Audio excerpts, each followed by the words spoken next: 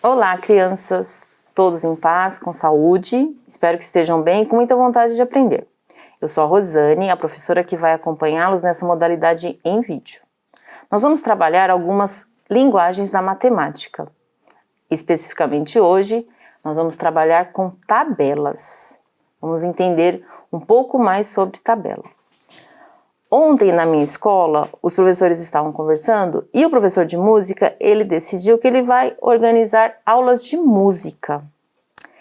E para isso ele precisa organizar como que ele vai oferecer, como que ele vai organizar a escola para receber esses estudantes. Então, inicialmente, turminha, ele organizou uma lista, olha lá. Ele coloca quais são as possibilidades para essas aulas. Então ele escolheu aqui, ó, lista de aulas de música. Ele organiza essa lista para oferecer para os estudantes. Então no início ele selecionou lá teclado, canto, violão, bateria. Pronto, ele já sabe o que ele vai oferecer. Agora ele precisa saber como que ele vai oferecer essas aulas.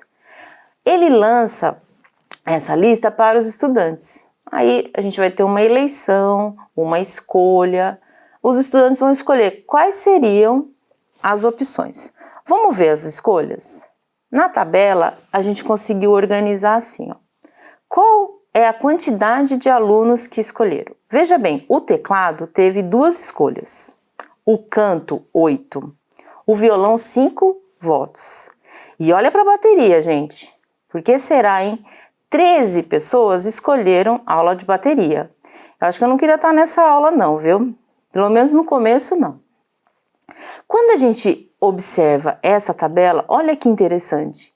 O professor conseguiu oferecer a sua lista de aulas, os alunos escolheram, agora fica mais tranquilo para ele organizar a escola.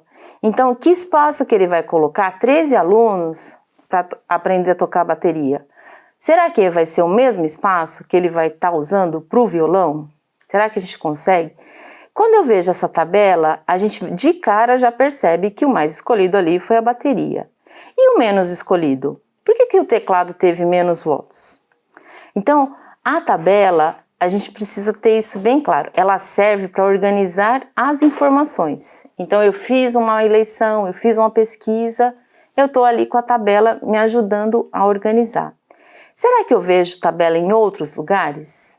Sim, a gente vê em vários lugares.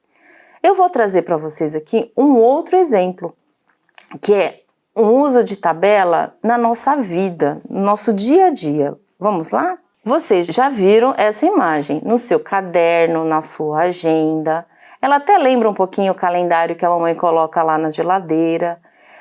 Aqui eu vou organizar a minha vida usando uma tabela. Então, eu tenho aqui um quadro de horários para organizar como vai ser os meus estudos. Então, observe, o título da minha tabela está em vermelho, ó, meu horário de aulas. A coluna, ela está organizada na hora que eu vou dar essa aula, vai ser na segunda, na terça, na quarta, na quinta, na sexta. Como que eu posso ver? Então, olha que interessante, eu estou usando um conceito de matemática para organizar a minha vida no dia a dia. Olha que interessante a matemática fazendo parte da nossa vida. E é uma coisa que a gente faz sempre. A gente faz tabela quando vai comparar preços. Ontem, antes de falar aqui do horário de aula, deixa eu comentar uma coisa com vocês. Eu assisti o jogo de futebol ontem e fiquei muito triste, né? Que foi 4-0, gente.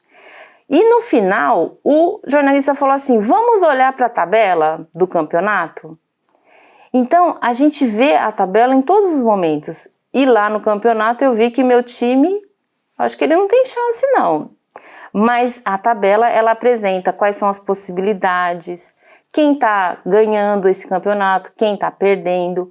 Uma outra tabela que a gente costuma organizar também no dia a dia, principalmente os papais e as mamães, é quando a gente vai comparar preços.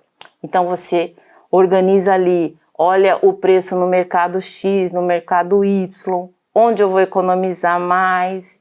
Então a gente está sempre se organizando usando esse recurso chamado tabela. Voltando aqui para o nosso quadro de horários, eu trouxe aqui um exemplo de horário para a gente. Então, por exemplo, se você é estudante que estuda no período da tarde, você poderia organizar assim, ó. No seu horário, eu coloquei ali 9 horas da manhã. Então, eu vou trabalhar segunda, quarta e sexta com a disciplina de português. Então, vai ser o momento que eu vou pegar meu caderno, eu vou estudar, eu vou ler, vou registrar. De terça e quinta, eu já vou trabalhar história, geografia. Veja, eu coloquei um horário específico que eu vou sentar, me organizar e fazer esse estudo. Depois eu volto às 10 horas, aí eu entro na aula de inglês, eu vou fazer matemática, ciências, arte, falta educação física nessa tabela, né? Mas depois a gente organiza. O que é interessante, eu consigo ver, olha aqui, eu deixei 3 dias para as aulas de português. Eu já deixei 2 dias especificamente para estudar matemática. E as outras disciplinas eu joguei nesse meu horário. Aí, como eu estudo à tarde, eu coloquei lá às 14 horas, é o momento que eu vou entrar lá no Google Sala de Aula para ver qual é a atividade que a professora deixou para eu fazer, se tem alguma leitura para eu ouvir. Então, eu organizei e vocês observam, eu não coloquei muito tempo. Eu não preciso ficar um dia inteiro fazendo uma atividade. A tabela me ajuda para isso.